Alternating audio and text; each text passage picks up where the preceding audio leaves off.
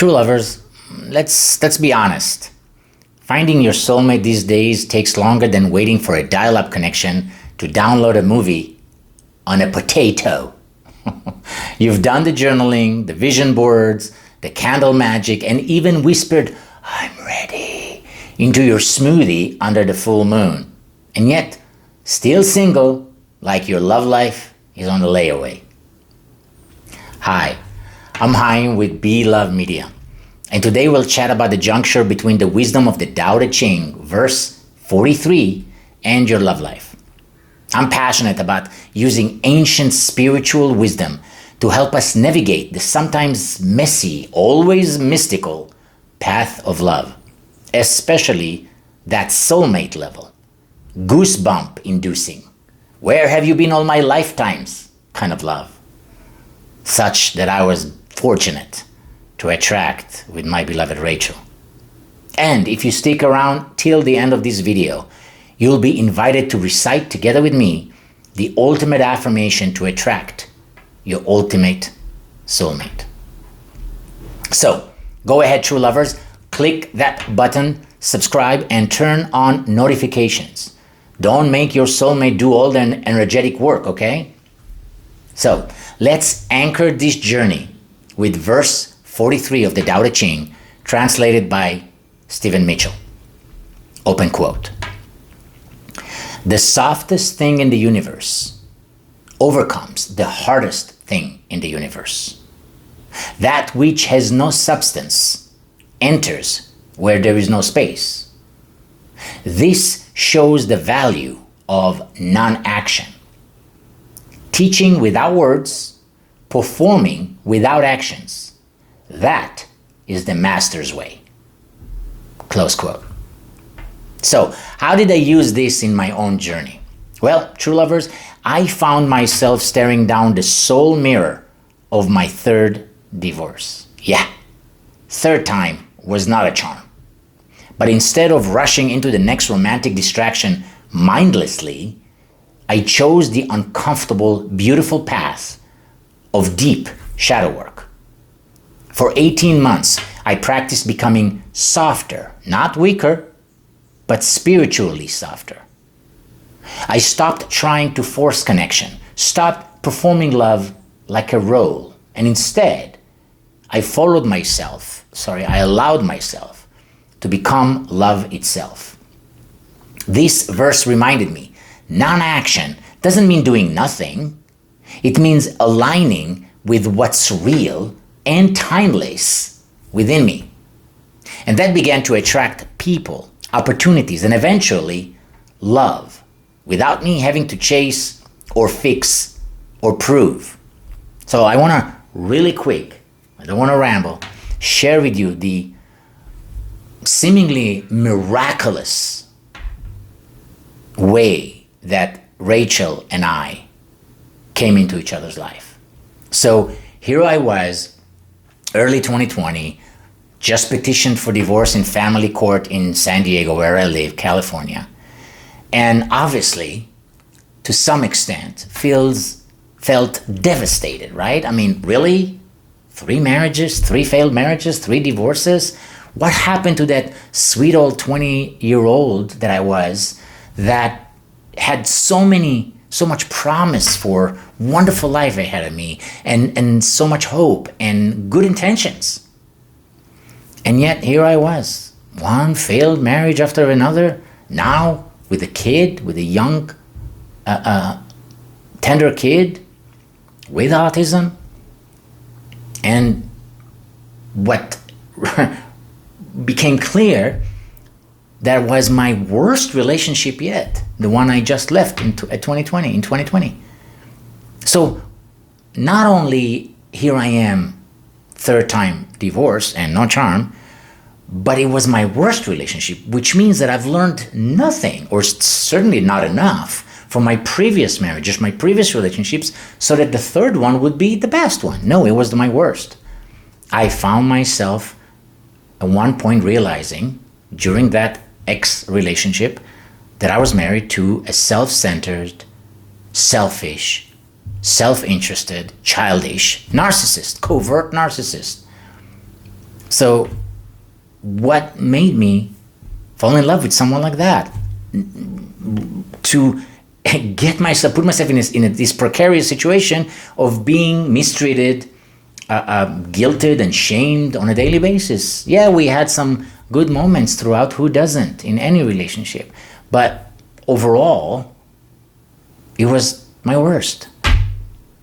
So wisdom was not present there, that's for sure. I wasn't making good choices when I met that person and when I stayed with that person for about a decade. And then 2020 comes around, I'm single again, and I realize, what if I take this wisdom of this verse, of the whole 81 verses of the Tao Te Ching, and apply that to my high conflict divorce journey, which I got into in 2020, but also to attract into my life the right relationship for me, that I'm right for them, that would be filled with nothing but kindness, gentleness, sweetness, love, passion, you name it. How do I do that? Well, whatever I did, whatever shadow work I did in these 18 months between 2020 and middle of 2021 worked, because Rachel, the way we met was also miraculous. I was involved in some Facebook group that was labeled Find Your Spiritual Soulmate. It's not like they did a lot of deep work there or shadow work or anything. It was just a fun place for, believe it or not, tens of thousands of people from all over the world come together, talk about Abraham Hicks, talk about spiritual stuff. And I was posting there every day, sometime more than once, just having fun, making virtual friends, and sharing my poetic truth best I could. It was fun. But I didn't really find anybody in the 6 months that I was there. However, right before I was about to remove myself from that group and just go somewhere else, spend my time somewhere else, I posted a picture of me and my child because of whatever book I published at the time. And I had, 100 comments, a lot of generous, kind comments, and very encouraging when they saw a picture of me and my child. And one of those comments was from a young woman named Rachel, who at the time resided in Malaysia. Here I am in California, going on dating apps, making sure that any of my dating matches was no farther than 30 miles, meeting a girl 7,000 miles away. I mean, how hilarious can the universe be? Can destiny be? I convinced her to get on the phone. We had a chat. Immediately I realized, oh my God, whether or not she's going to be for me, I don't know. I didn't know at the time. But oh my God, what an incredible young woman. What a kind, family-oriented, loving, smart cookie that she is. Oh my God, what if? Whether it's going to be her, I don't know. But what if I can find someone like that? Somebody who cares about others. And sure enough, we got on the phone. Turned out to be 3.5 months of virtual dating, of, I'm not kidding you, 4 hours on average every single day. Yes, FaceTiming each other and just talking about what? What do you talk about for 4 hours with your ultimate soulmate? Well, in our case, we talked about spirituality. We talked about love, sacred love, as she called it. We talked about sacred sex. Why not? While you're at it. We talked about what does it mean to be partners, romantic partners, when both partners are givers and not what happens in many relationships, a giver and a taker, a victim and a narcissist, or somebody with narcissistic inclinations. And we talked about the universe. And it wasn't about what did you have this morning or what's your favorite restaurant, even though we talked about that too. It was about true, substantive, meaningful topics, and we just couldn't get enough of it.